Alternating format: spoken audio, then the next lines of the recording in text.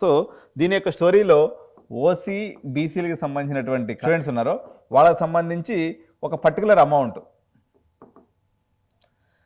Government ఇస్తుంది. అదే engineering సెక్షన్లో అయితే ఒక 35,000 రూపాయలు, పాలిటెక్నిక్ విషయంలో అయితే ఒక 12,000, అదేవిధంగా డిగ్రీ విషయంలో అయితే ఒక 12 నుంచి 16,000 రూపాయలు, ఇట్లా మనకు అనేది గవర్నమెంట్ అనేది ఇస్తూ ఉంది. సో రిమైనింగ్ అనేది పిల్లలు కట్టుకుంటూ ఉన్నారు. వేరేజ్ ఎస్సీ ఎస్టీలకు సంబంధించి 75% వచ్చేసి కేంద్ర ప్రభుత్వం సెంట్రల్ గవర్నమెంట్ భరిస్తుంది, 25% అనేది స్టేట్ గవర్నమెంట్ భరిస్తుంది. అయితే కేసీఆర్ ప్రభుత్వంలో పడ్డటువంటి బకాయిలు అనుకోండి, ఓవరాల్గా మనకిప్పుడు ఇంజనీరింగ్ కాలేజీలకు కానీ లేకపోతే వృత్తి విద్యా కళాశాలకు సంబంధించి 12,000 కోట్లు బకాయిలు అలాగూ పెరిగిపోయినాయి.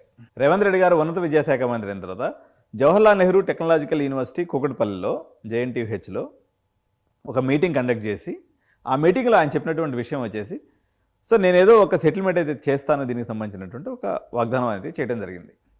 దాని తర్వాత దసరా అప్పుడు దీపావళి మొన్న గడిచినటువంటి దసరా దీపావళికి సంబంధించి ఒక 1,200 కోట్లు, అంటే మొత్తం 12,000 కోట్లు బకాయిలు ఉన్నాయి. ఇందులో నుంచి ఒక 1,200 కోట్ల రూపాయలకి ఏదైతే ఉందో బట్టి విక్రమార్క గారు ఎవరైతే ఫైనాన్స్ మినిస్టర్ ఉన్నారో ఈయన ఆధ్వర్యంలో ప్రామిస్ చేయడం జరిగింది, ఖచ్చితంగా ఇస్తాము అని చెప్పేసి. ఈ ఇచ్చినటువంటి ప్రామిస్ని ల్యాక్ ఆఫ్ ఫండ్స్, గవర్నమెంట్ దగ్గర రిసోర్సెస్ ఫండ్స్ లేకపోయినందువల్ల 300 కోట్లు మాత్రమే రిలీజ్ చేశారు.